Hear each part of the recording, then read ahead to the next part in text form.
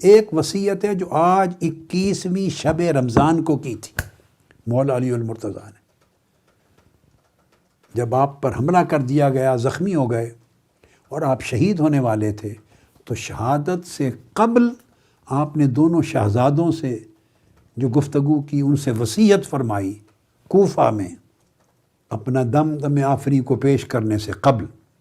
روح کے پرواز ہونے سے قبل، جو اپنے دونوں شہزادوں کو، سیدنا امام حسن کو اور سیدنا امام حسین علیہم السلام کو جو وصیت فرمائی، چند کلمات اس کے بھی سن لیجیے۔ اور وہ مناسبت اس لیے کہ آج کی شب ہے 21ویں شب رمضان، شب شہادت۔ فرمایا اے میرے بیٹے حسن اور حسین، دونوں کو وصیت کی جب ابن ملجم نے آپ پر حملہ کر دیا تھا اور شہادت کا وقت قریب تھا، فرمایا بیٹو میں تم کو اور اپنی پوری اولاد کو اور اپنے پورے خاندان کو اور ان تمام لوگوں کو، آپ کو بھی شامل کیا، آپ کو جو معتکفین اور معتکفات، میرے بھائی اور میرے بیٹے اور میری بہنیں اور بیٹیاں بیٹھی ہیں، کیسے؟ فرمایا جن جن تک میرا یہ نوشتہ اور میرا کہنا، جن جن تک میری یہ وصیت پہنچے، ان سب کو کہہ رہا ہوں۔ تو آج پہلے آپ تک کسی نے پہنچائی تھی یا نہیں؟ آج رات میں پہنچا رہا ہوں آپ کی یہ وصیت۔ فرمایا تھا جس جس تک میری یہ وصیت پہنچے ان سب کو کہہ رہا ہوں، میں ان سب کو وصیت کرتا ہوں۔ اور وصیت کیا ہے؟ فرمایا زندگی میں ہر لمحے میں اللہ سے ڈرتے رہنا، اللہ کا تقوی اختیار کرنا،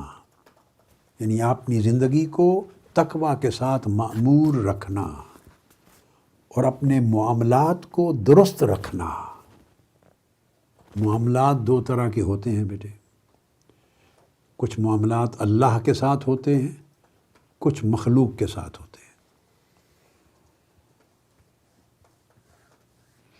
یا اس کی اور ذرا گہری تقسیم کر لیں تو معاملات 5 قسموں کے بنا لیتے ہیں۔ اللہ کے ساتھ تعلق کو درست رکھنا یہ معاملات کا ایک شعبہ ہے۔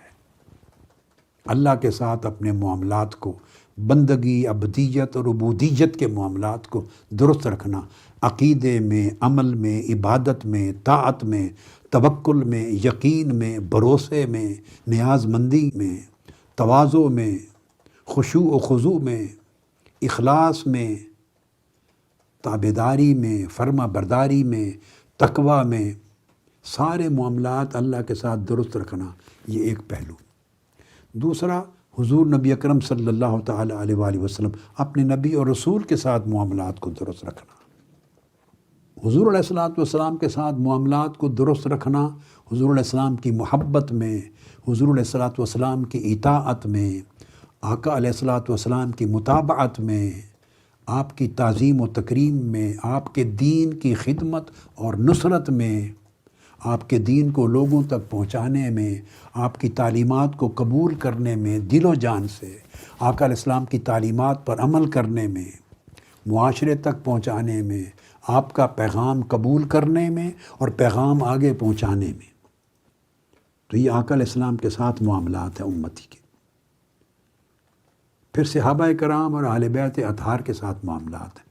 یہ عقیدے کے معاملے میں بھی اور ان کی اتباع کی، کہ انہوں نے جو اسوہ دیا ہے اس کی پیروی کرنا، اس سے بہتر کوئی اسوہ اور طرز زندگی نہیں ہے۔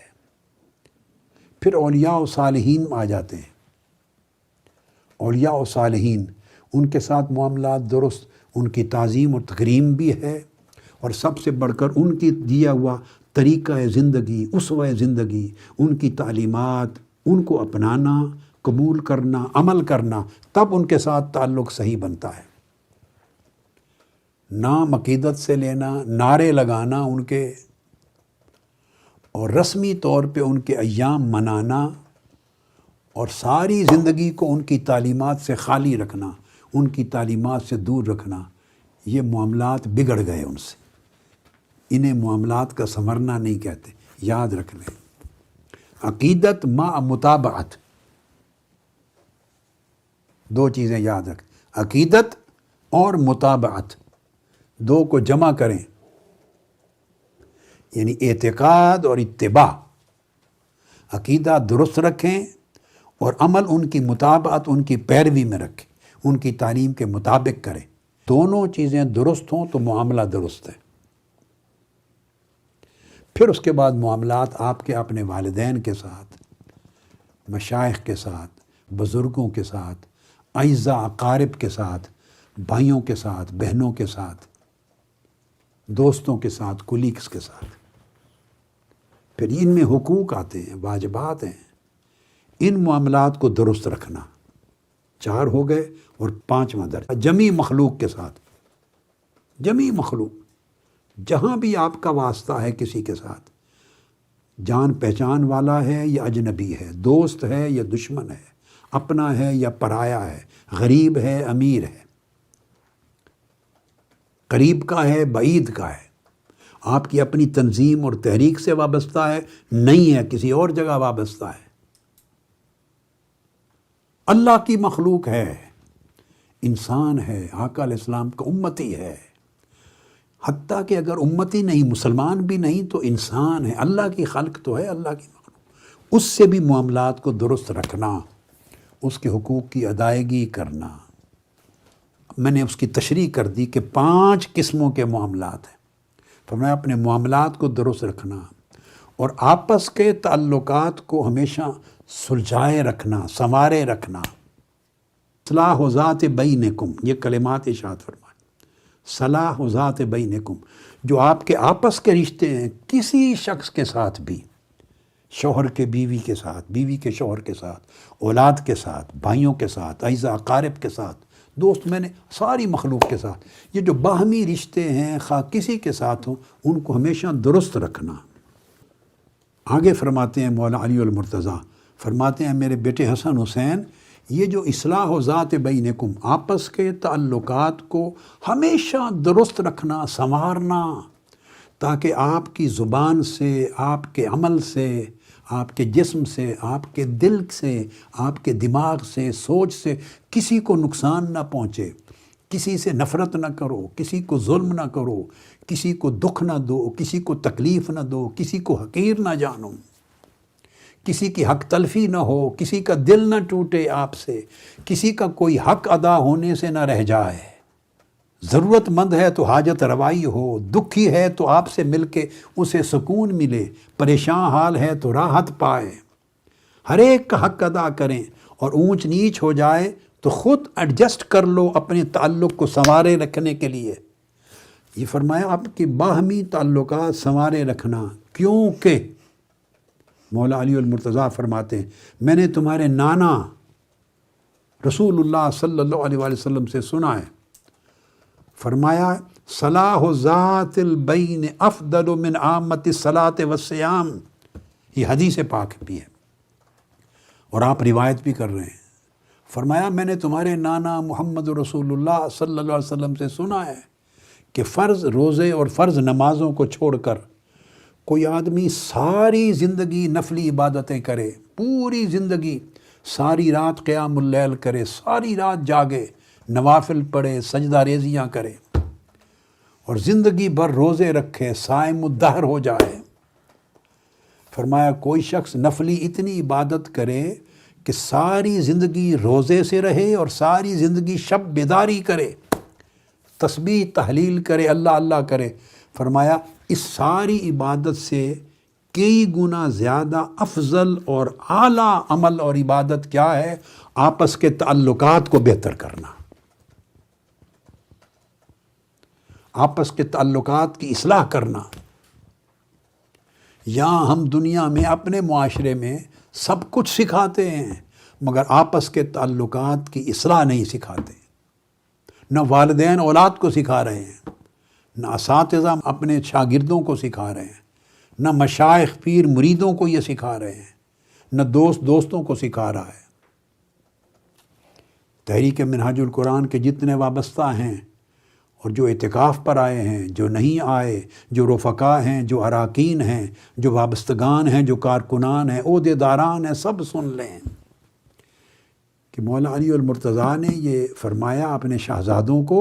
اور حضور علیہ الصلوۃ والسلام نے فرمایا، الگ سے صحابہ نے روایت کی یہ حدیث، فرمایا کوئی شخص ساری زندگی عمر بھر روزے رکھے، اب اس سے بڑھ کے تو عبادت گزار نہیں بن جانا آپ نے، بتائیں،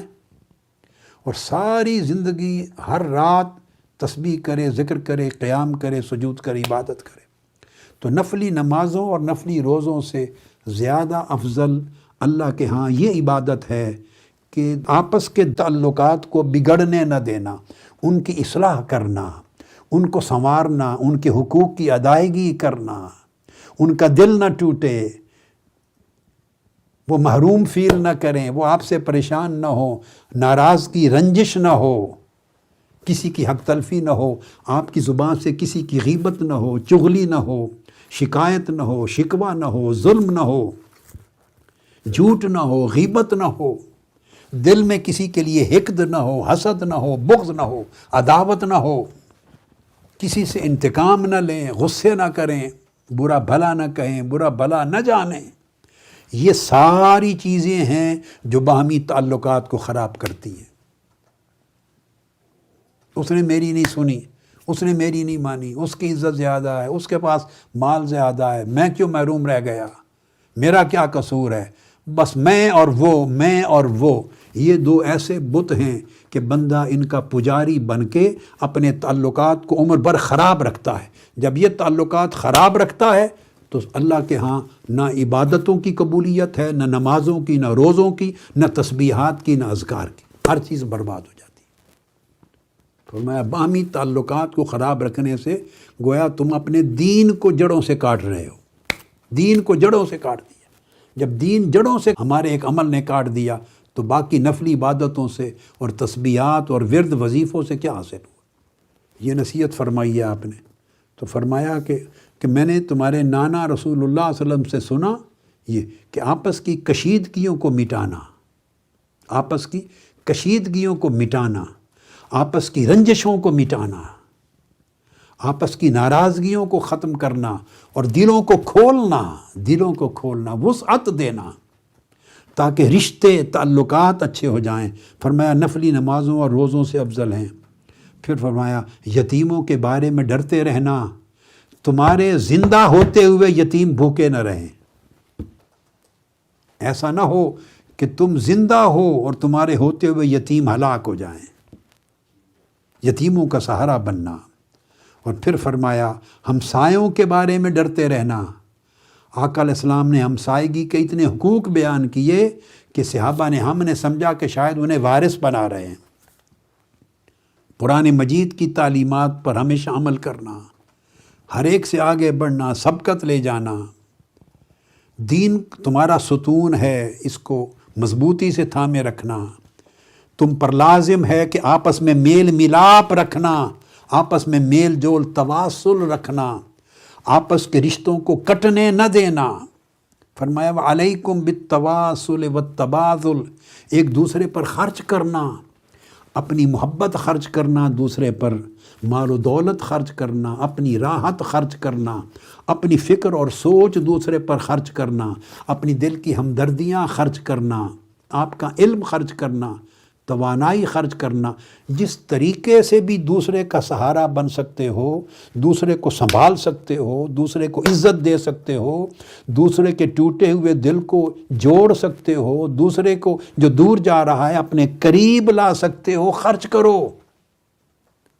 فرمایا علیکم بالتواصل والتبادل، جڑے رہو، رشتے ٹوٹنے نہ دو، جو کچھ خرچ کرنا پڑے خرچ کرو۔ اور فرمایا وَإِيَّاكُمْ وَالتَّدَابُرَ وَالتَّقَاطُعَ، اور کسی شخص کے پیچھے خبردار اعانت کریں، کسی کو نظر انداز نہیں کرنا، نہ اس کے پیٹھ پیچھے کوئی برائی کرنی ہے۔ اور اگر کسی سے پیٹھ پھیر لوگے یعنی نظر انداز کر دو گے، اسے نگلیکٹ کر دو گے تو تعلقات ختم ہو جائیں گے۔ تو تعلقات توڑنے سے پرہیز کرنا، تقاطع نہیں کرنا۔ کوئی ایسا عمل نہ کریں جس سے باہمی انسانوں کے تعلق ٹوٹ جائیں۔ اور پھر آپ نے فرمایا کہ ہمیشہ پرہیزگار بنے رہیں، نیکی کا حکم دینے والا بنے رہیں، برائی سے منع کرتے رہیں۔ اختتام پہ آپ نے فرمایا اگر نیکی کا حکم دیتے رہو گے، یہ جو مصطفیٰ مشن تحریک منہاج القرآن کی ذمہ داری ہے آپ پر، یا کوئی کسی بھی نیک تنظیم دینی جماعت سے منسلک ہے اور امر بالمعروف اور نہی عن المنکر کا فریضہ انجام دے رہا ہے، جو نیکی کا حکم دیتا ہے اور برائی سے منع کرتا ہے، بھلے کوئی جماعت ہے، فرمایا جو نیکی کا حکم دیتے رہنا، برائی سے منع کرتے رہنا، اگر تم نے اس عمل سے ہاتھ اٹھا لیا، یعنی امر بالمعروف نیکی پھیلانے سے رک گئے اور برائی کو روکنے کی جو کاوش ہے، جو آپ کا مشن ہے، اگر اس سے رک گئے، اپنی ذات تک محدود ہو گئے، آگے یہ فیض نہ پہنچایا، تو فرمایا پھر تم پر بد کردار لوگوں کو حکمران بنا کر مسلط کر دیا جائے گا۔ ان قوموں پر بد کردار لوگ حکمران بنا کر مسلط ہو جاتے ہیں، ان لوگوں پر کرپٹ لوگ مسلط ہو جاتے ہیں، ان لوگوں پر ظالم اور خائن لوگ مسلط ہو جاتے ہیں، حکمران بنا دیے جاتے ہیں، جو قومیں نہ خود نیکی کرتی ہیں، نہ نیکی کا آگے حکم دیتی اور نیکی کو پھیلاتی ہیں، نہ خود برائی سے رکتی ہیں اور نہ اور لوگوں کو برائی سے روکنے کی کوشش کرتی ہیں۔ یہ ایک عمل ہے، یعنی ہم تو خود بھی نیکی کرنے میں کمزور ہیں، چہ جائے کہ نیکی کو آگے پھیلائیں۔ ہم اپنی زندگی میں برائی سے بچنے میں کمزور ہیں، چہ جائے کہ معاشرے کو برائی سے بچائیں۔ حکم دیا نیکی کرو اور نیکی پھیلاؤ، برائی سے بچو اور اوروں کو، لوگوں کو برائی سے بچاؤ۔ فرمایا اگر اس کام سے ہاتھ اٹھا لیا تو پھر تمہارے اوپر بدکار اور خائن لوگ حکمران کے طور پہ مسلط کر دیے جائیں گے، اور پھر ایسا ہوگا کہ تم بھی حسن اور حسین شہزادے حسنین کریمین سے فرما رہے ہیں، یعنی تم جیسے لوگ بھی جب اللہ کی سزا اتر آئے گی اور بدکار لوگ، خائن لوگ حکمران ہو جائیں گے، تو پھر تم جیسے لوگ بھی اگر دعا مانگو گے تو قبول نہیں کی جائے گی، اسے محفوظ رکھ لیا جائے گا۔ دعا سے مراد دعا مانگو گے معاشرے کے لیے، لوگوں کے لیے، باری تعالیٰ ہماری قوم پہ رحم فرما، ظالموں سے نجات عطا فرما، پھر وہ نجات دعاؤں سے نہیں ہوتی۔ مولا علی اور مرتضیٰ فرما رہے ہیں تم بھی دعا مانگو گے تو روک دی جائے گی، یعنی اس قوم کے حق میں قبول نہیں ہوگی۔ سب سے پہلے نئی ویڈیوز کو حاصل کرنے کے لیے شیخ الاسلام ڈاکٹر محمد طاہر القادری کے آفیشیل یوٹیوب چینل کو سبسکرائب کریں اور بیل آئیکن کلک کریں۔